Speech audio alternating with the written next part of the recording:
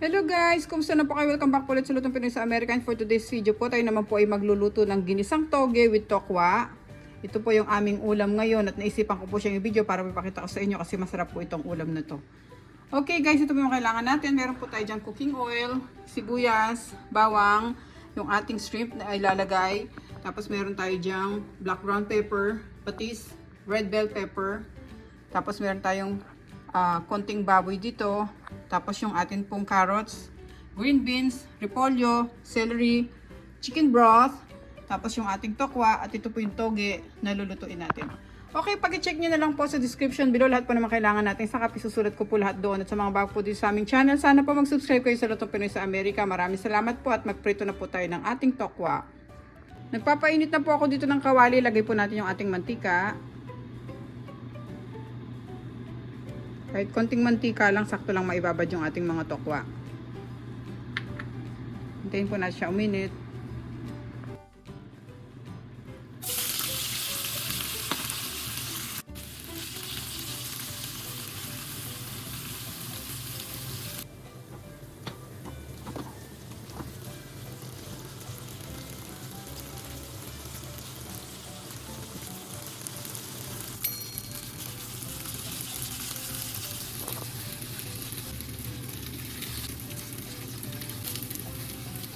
Ito guys, tapos na yung ating tokwa. So ngayon ang gagawin natin, pwede na tayo maggisa. Tinanggal ko muna yung mantika dito sa ating kawali kasi pakukuluan muna natin tong ating baboy. So ilagay natin yung pork. Lagyan natin ng konti tubig. Tayin natin yung matuyo guys. Lagyan natin yung takip. Tatakpan muna natin sila hanggang sa lumambot sila.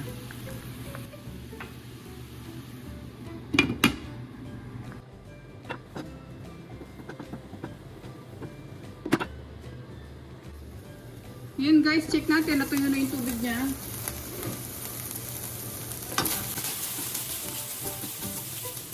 Pwede na natin ilagay yung mantika na pinaprituhan natin ng tokwa kanina. Sayang naman to.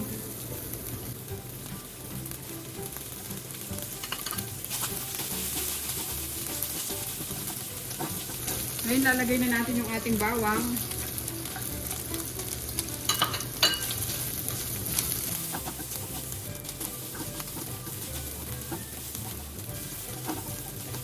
Sunod na rin natin itong ating sibuyas.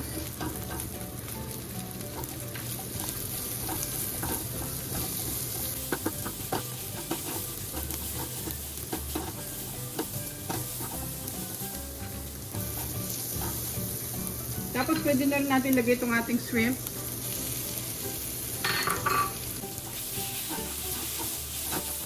Yung ating black ground pepper. At timplahan na rin natin siya ng patis para may lasa na yung ating ginigisa.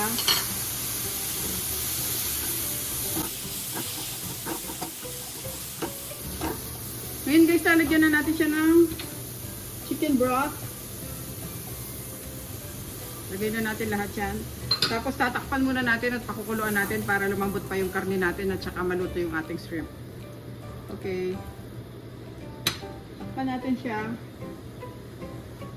2 to 3 minutes. Yun guys, after 3 minutes ito na. Pwede na natin ilagay yung ating mga gulay. Unahin natin yung ating green beans, carrots,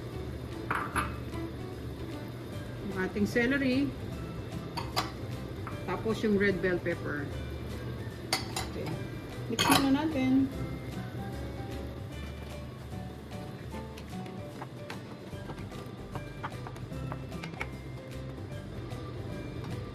Hahayaan natin ulit kumulo ito guys. Tatakpan ko ulit sila bago natin ilagay yung iba pang gulay. Ngayon kumukulo na. Open natin. Ayaw naman kasi natin ma-overcook yung ating mga gulay. So ilalagay ko na itong ating toge. Mix muna natin.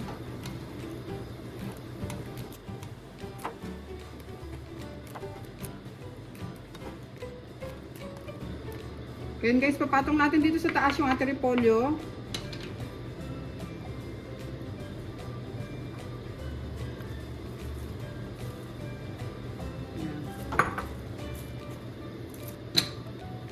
ulit natin to guys at pakukuluan natin para maluto naman yung ibang gulay natin. Bago natin ilagay yung ating tokwa. Okay.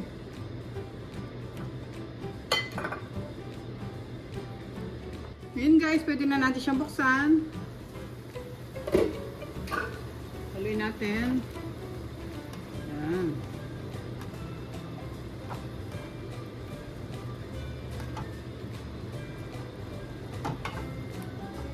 Ipapatong na natin yung ating tokwa dito.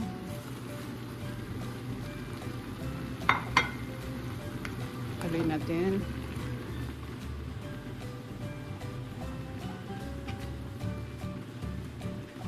So ngayon guys, okay na tong ating ginisang toge with tokwa.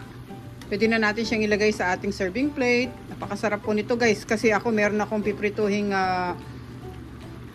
pompano, yun ang ititerno ko dito. Kaya yan. Okay, i-off na natin siya. At ilagay na natin siya sa ating serving plate.